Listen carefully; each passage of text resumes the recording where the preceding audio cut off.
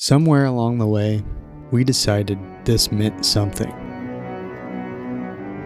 A penguin 1,000 miles away decides to simply just go the wrong way towards something that will almost certainly end its life.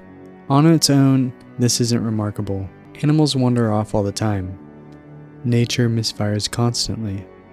What is remarkable is what we did next. One of them caught our eye, the one in the center. He would neither go towards the feeding grounds at the edge of the ice, nor return to the colony. We added narration. We slowed the clip down.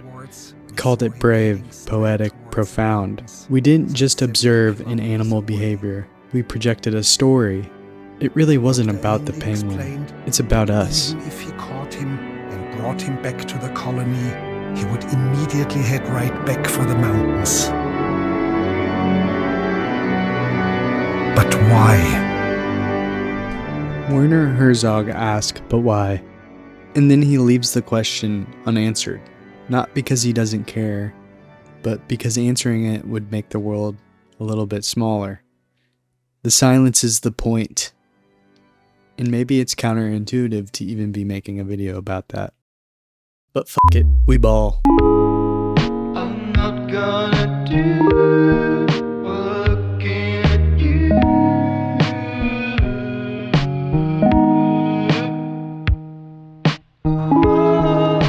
You see, when I first started making this, I really thought I was going to make some profound statement here. And what I kind of came to understand is I don't need to be as profound as the filmmakers or the people that I look at for inspiration.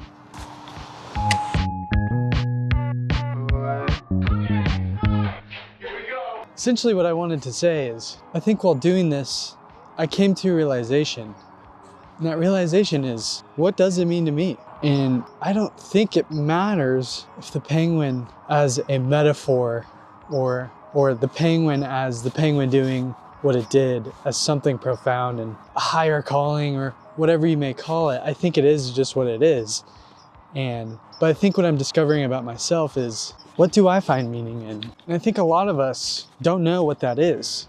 This penguin has allowed me to kind of justify my point of view, help me further strengthen my ideology as a person, as a filmmaker, as a creator, as whatever you want to call it. And you know what? Be that damn penguin, like for real.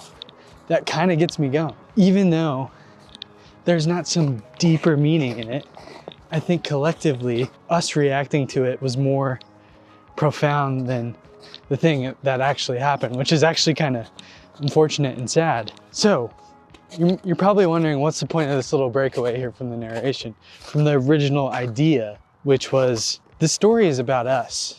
It's not about the penguin. And I guess I found a little bit of meaning for myself within looking at this whole situation and examining it. And now I want to take a look at Werner Herzog's film, The Fire Within. Because I watched this recently, and honestly, that's kind of what took all this off for me. I already knew about the penguin. I've seen the penguin clip. I've seen the nihilistic penguin. I've seen it already. And for context, if you do not know, Werner Herzog is the same director that got the clip of the penguin. But it kind of resurfaced again, and it reminded me why I love that director, what I find inspiration in him. And no better way to explain that than him himself. When Werner introduces The Fire Within, he's very clear about his intention.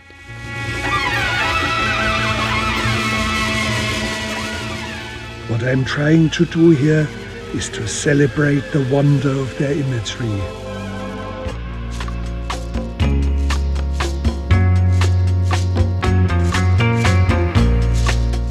He said he isn't here to explain their deaths. He isn't here to draw any more conclusions that haven't been drawn already. He just wants to celebrate their wonderment and the images they left behind, because as a filmmaker, he recognizes something immediately. Some of the most breathtaking, awe-inspiring images ever captured came from people who simply kept moving closer. Okay, pause. How did we get here? Really, how did we go from a penguin clip on the internet to this deep documentary about lava and volcanoes? Well, it's because they're the same question. The penguin, the Kraffts, even us watching. It's about the human impulse to move towards something or do something that doesn't acknowledge us at all. And once you see that, the jump between the two isn't that far. The tragedy of the Kraffts isn't something that can be solved with an explanation. They weren't confused. They weren't unaware. They were scientists who understood exactly what volcanoes were capable of, and still they kept moving closer.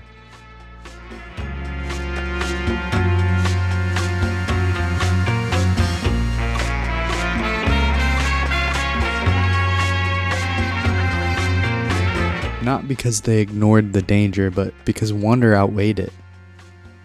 Like the penguin, there may be no explanation for that pull, no defect, no lesson, just something written deeper than logic. And if it weren't for the Kraffts, we wouldn't have gotten this amazing footage, a peek into a world where we don't belong.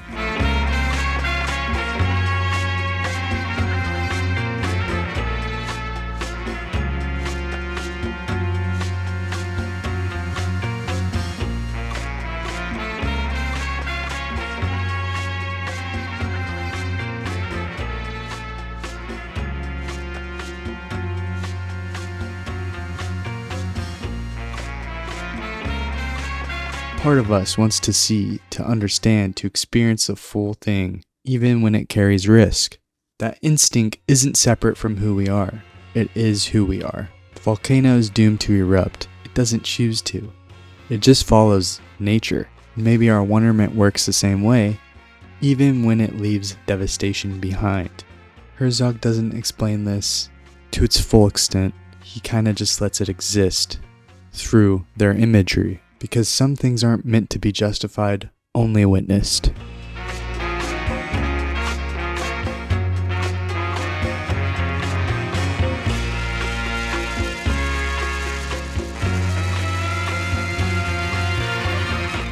When we move towards something that scares us, that pushes against our comfort or certainty, what is that? It's not the same thing as running towards destruction or doing some romantic surrender to fate. There's a difference between curiosity and recklessness. The penguin doesn't choose. The volcano doesn't decide. But we do. Maybe that's what Herzog is really showing us.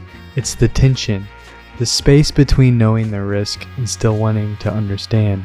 The very thing that has gotten us this far as a species. What's interesting here is in those quieter moments, when something challenges you, unnerves you, or scares you, and asks something of you, and you decide how far to go. That's not madness. It's not genius either. It's called being human.